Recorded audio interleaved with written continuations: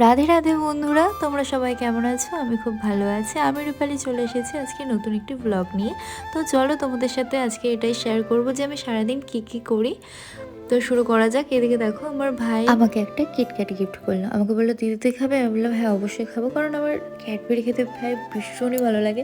মানে ক্যাডবেরির প্রতি আমার একটা অন্য লেভেলেরই ভালোবাসা, সেটাই আমি এক্সপ্রেশনের সাথে তোমাদেরকে শেয়ার করছিলাম। তো এদিকে আমি একটা ফল নিয়ে নিয়েছিলাম, কমলা লেবু, সেটাই আমি খোসা ছাড়াচ্ছিলাম। তো পিছন দিক থেকে আমার ভাই এসে আমাকে বলছে, দিদি আমাকে একটু দিবি? আমি তখন ওকে বললাম যে হ্যাঁ দেবো, তুই খাবি? ও বললো যে হ্যাঁ খাবো। তো ওকে আমি দিলাম হাফটা, ওকে দিয়ে আমিও খেয়ে নিলাম। তারপরে আমি চলে গেছিলাম, আমার কিছু কাজ ছিল সেটাই করতে। তো দেখতে পাচ্ছ তোমরা, আমি এদিকে কাঁচকলা কাটছি, এদিকে আলু আছে, কিছু কাঁচা লঙ্কাও আছে। তো এগুলো আমি কাটবো, যেহেতু আমার ঠাকুমা মারা গেছেন আজ 9 দিন হচ্ছে। তো সেই ক্ষেত্রে আমার বাবাকে হুব্বেশি করতে হবে। তো হুব্বেশি করার জন্য যা যা প্রয়োজন সেগুলোই আমি গুছিয়ে গাছিয়ে দিচ্ছিলাম।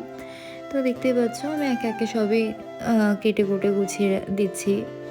তো আচ্ছা, আমাকে তোমরা একটা কথা বলো, আমার একটা প্রশ্ন, যে ডিম আগে এসেছে না মুরগি? আমার ঠিক জানা নেই। আমাকে যখনই কেউ জিজ্ঞাসা করে আর কি চলে, তখন আমি উত্তরটা দিতে গেলে আমাকে বলে তুই ভুল বলছিস। তো আমি জানি না, সেও আমাকে ঠিক বলতে পারে না, সেও আর কি করে, যেহেতু আমি বুঝতে পারি না। তো তোমরা আমাকে এটাই বলো যে ডিম আগে এসেছে না মুরগি, আমাকে উত্তরটা দিতে পারলে হাততালি। আর কিছুই না, আমি জেনে যাবো এটাই। তো এদিকে দেখতে পাচ্ছি আমার একে একে সব গোছানো হয়েই যাচ্ছে, টুকটুক টুকটুক করে আমি সব কিছুই করে নিচ্ছি। তো আমি এই নোংরা টোংরাগুলো সব পরিষ্কার করে নিয়েছিলাম, পরে আলু টালুগুলো ধুয়ে নিয়ে তারপরে আমি রেখে দিলাম যেখানে বাবা হুব্বেশিটা করবেন সেই জায়গাতে। তো এটা রেখে আমি বাইরে বেরিয়ে আসলাম। বেরিয়ে এসে দেখি আমি যখন দরজা দিতে গেছি যে দরজাটা কিছুতে লাগছে না। কেন লাগছে না বুঝতেই পারছি না। তারপর নিচে দেখি ঘিয়ের কৌটোটা আটকে গেছে। তারপরে আমি ওটা নোটিস করে ঘিয়ের কৌটোটাকে আমি সরিয়ে রাখার পর আমি দরজাটা দিয়ে চলে আসলাম। এদিকে আমার মনে পড়লো যে আমি জল দিইনি ওখানটাতে, তো জলটাই আনার কথা আমার মনে পড়লো।